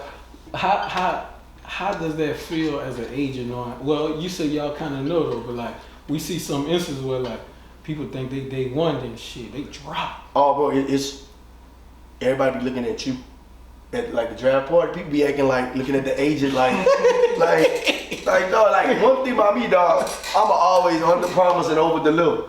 I can't make them people draft me. Yeah. So it gets to a point like draft parties. Especially like people just be looking at y'all, especially like there's a guy that may get drafted and go undrafted. You just like everybody they gotta blame somebody, bro. Right. And 9 times out of 10, it's like dog, you ran a 4.9. Right. But the agent that's what you signed up for. Right. So I've been just sitting there like you just sitting there, but you can feel the eyes too. You gotta act like you don't see him looking at you. You gotta act like you texting somebody or playing on your phone. But yeah, bro, it's rough. It's because, bro, it's an emotional time. Right. Because think about it, every pick that go, you losing money. Yeah. Because you know it's slided based on your signing bonus and all that. So, yeah, bro, it can be rough. What is those conversations like where you might have took a chance on a guy who, shit, you know, who probably wasn't like, you know what I'm saying? But what is those conversations like? Like, is it hard to tell them like, shit, maybe we might not, you know what I'm saying? I think that's also just like you just said, you'd rather have somebody keep it a band with you. As an agent, you set that tone early. If you set that tone early, and one of your biggest jobs as an agent is managing expectations. So you going into it, like let's say you got a guy with a 6th round grade, you have to have already prepared them for going undrafted. Right. You've broken it into tiers. Like you may go lower than this, but hey look, if you go to undrafted free agency, this is what undrafted free agency look like. If you go through undrafted free agency and nobody hits you, here's what a rookie minicamp tryout looks like. So I think if you do the work and have the difficult conversations on the front end, so you got a 1st round guy. Let's say you got a 1st round guy next year. And it's like, hey bro, day 1 could turn into day 2. You can't control the draft, but it might be a trade up that disrupt the whole thing. He's like, it's 3 receivers that's gonna get drafted this year. It's 3 DBs. And you're like, ain't no DBs going the 1st round. Like bro, the draft is volatile, but it's like going to the club, right? You could go to the club and be like, I'm getting 8 numbers tonight. You might go down, you look up, nah, Boosie in them. Oh man, we can't compete with them bottles. You know what I'm saying? So as an agent, you just got to be able to prepare for everything. And bro, it all goes back down to just being 100. I take the same principles as just being a human being to being an agent, right? I'm a manager expectations. That's like if I invite you to Dallas and I painted this picture, we out in the club.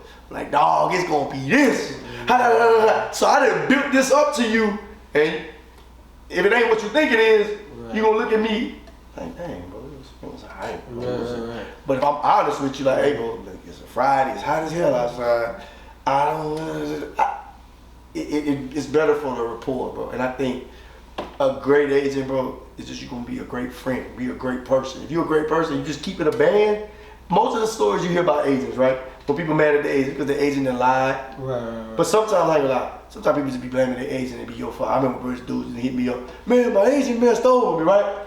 I'm like, all right, so let me see your stats. Right. All right, okay.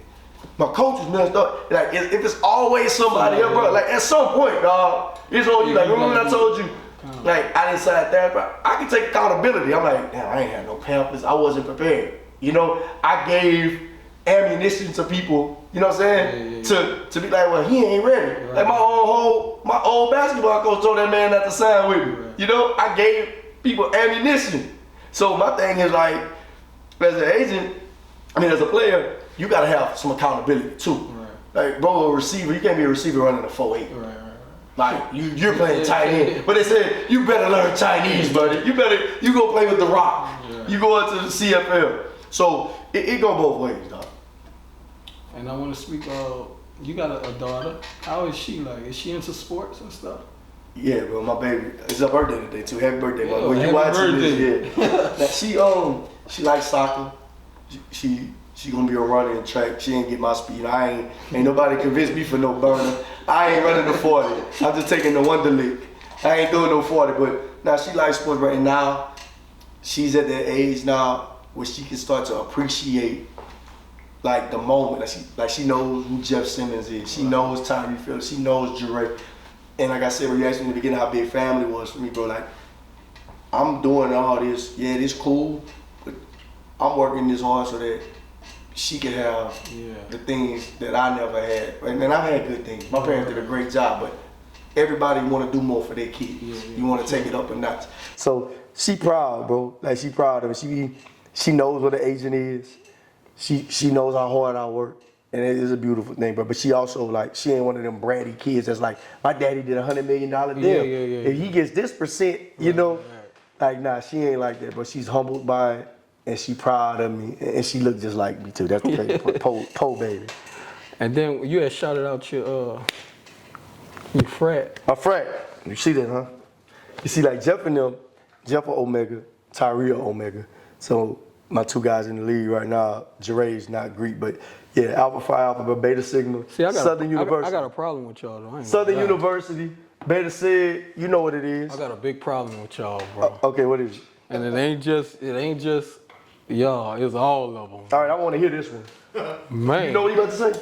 Yeah, because we have these conversations. All right, hey, let's talk about it then, bro. Why do y'all feel like every fucking song come on, y'all gotta get to whistling and like we supposed to just get out y'all way? No. I'm like, no, not us. I'm gonna tell you right now. Like, first of all, we don't do that whistle. The Beta Sigma chapter, like, we are a non-whistle. And make sure you put this on the beginning of the show. I ain't gonna say we are. You see, we is a non-whistle establishment. Shout out to my boy Marcus Baskin. I'm in one homecoming. Marcus Baskin. We was at homecoming with some other alphas from another school. Bro was out there with the whistle. Marcus walked up to bro. He like, say, bro, we don't do all that whistling. And he told that man put his whistle up. So we ain't with the whistling. Now as far as the strolling, I don't expect nobody to get out my way. I remember one of the first parties we had, bro. One of the little younger cats. I'm like, dog, we in Baton Rouge. Them letters don't mean nothing. Bro, hey, I'll be around the club. Look, I'm in the club. Excuse me. Hey, I don't want none of them problems. Yeah. Nah, I agree. See, me, I believe there's a time and place for all that. Get a couple in, move around. Bro, I don't expect another grown man. And I think, bro, like, and that goes back to just the principles I've always had. These letters ain't make me no big. Like, bro, you came out here to have a good time. Right. And yeah, I earned these letters. I earned the right to stroll, but you still a grown man. I can't disrespect you. I can't. Sometimes, bro, like people want to fight. Oh, he broke through my line, bro. Bro don't know what. Bro don't know what this is. Bro, half the people where I'm from don't know the difference between a fraternity and a sorority. Right. They be like, man, you in that sorority? Like they don't mean no harm by all that, bro. And it's about preaching tolerance, dog. So like, I ain't one of them Greeks who like that, who own that. Like, I'm gonna explain it to you. Like, for example, we was at homecoming, they had some little dudes from BR. They was sitting on top of the damn alpha table. They don't know no better. They ain't mean no disrespect now. I could have been on some ignorant stuff, played with them, then I end up on a t-shirt. Not even a good t-shirt, a gilded. You know what I'm saying? You know what I'm saying? But like, I went up to him, I was like, hey, what's up, bro? How you doing, man? I was like, you good, dog? I was like, hey, look, let me run something with you quick. But I came in him respectful. Right. Didn't embarrass. They had some girls over there. Like, but it's one thing to like embarrass them. But in front of some girl? Bro. But that's about, bro, I feel like a lot of these niggas who cross, they was lame before that. Yeah. They, like, them letters help boost their 2K rating up from a 78 to a 93. See, me, I always been in the 90s. Right. So, like, this, like, alpha means a lot to me, bro, and it's helped me in a lot of ways, but that don't define me as a human being. I'm wearing this shirt because I'm on a big-time podcast, and I want to rep my guys. Right. But with or without it, I'm still. and that's why a lot of you see a lot of these Greeks get beat up. They get beat up a lot. Like other organizations, because you try to play with regular people, bro. Right. Like, dog, just be easy on that, dog. You cool? Because at the end of the day, we all came to the party for the same reason. Right. Hey, we are all here. Right. And you be surprised, bro. Like, a lot of time, bro, like when we be in BR, I be chopping up with them dudes at the parties. They really be interested. Like, man, they're like, man, I ain't in college, but shit, you know, man, how I get into a sorority? I'm like, well, it's a fraternity, my dog. Right. But what I'm saying, bro, is... Because I was interested because, you know, I ain't gonna lie, I'm doing a little mega dance, but I was interested because of that. Like, you know what I mean? Like, I just seen the community and how they was all together. Yeah, but bro, you gotta realize, everybody, like, don't know what this Greek stuff means. Right. And as a Greek, you know, I was a chapter president, I was a leader within the chapter, but I always preach, and I'm telling you, them boys will tell you, like, to this day, I always preach to them being of the people. That's the reason of a fraternity, bro. Like, you never know, that little dude might really want to be on. He don't know nothing about it. Like, he see people throwing up signs. They not trying to disrespect you. It's really like admiration. Right. Like, they just see, like Kobe was in high school throwing up the Omega sign. Right. Like, so, bro, it's just about being more tolerant and not acting like, I think a lot of Greek organizations miss out on a lot of good people too, because you treat people like they can't add value. Like, bro, it's like a basketball team. You're gonna need an enforcer. For example, if I'm picking a line at UL of alphas, I'm gonna get somebody from around Lafayette on that line. Right. You're gonna need an enforcer. It's all right if bro got a low GPA. You're gonna probably have to fight the Qs one day. Right. Come on. You're an athlete, come on. Like, I think a lot of times fraternities, bro, they miss the mark because you also think that everybody gotta look a certain way. Like, bro might be a nerd, but think about the San Antonio Spurs. The culture, the heat, the culture.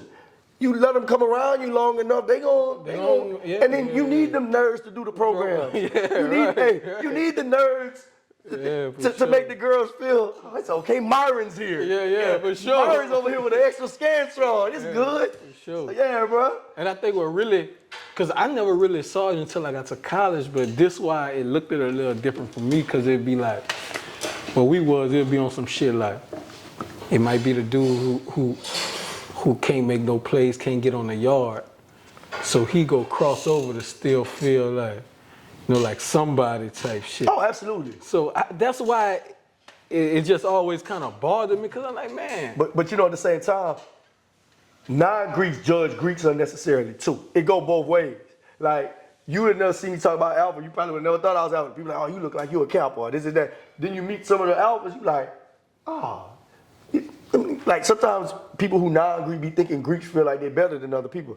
I ain't never felt that way. I'm like, it's our party, but shit, I want y'all to have a good time. Bro, to this day, if you ever come to a Southern homecoming and you had to treat you like Well Paul at, I'm gonna make sure, I'm gonna treat you like you one of the brothers too. You gonna be an honorary alpha that day. Hey, you want some punch? Here you go, dog. Like, somewhere along the way, along the line, bro, we lost sight of what the purpose of the fraternity is. And I know I sound like an old school, but generally all these fraternities started was for men to stick together. Like, the campus started in Indiana.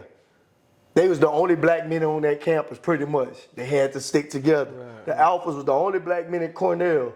They had to stick together. You know what I mean? The Q started at Howard, all this and that, but I'm just saying, the framework is black men building together sticking together, building a network so that if I'm in Ohio and I got an Alpha shirt on, what up, man? right, That's really what it is, bro.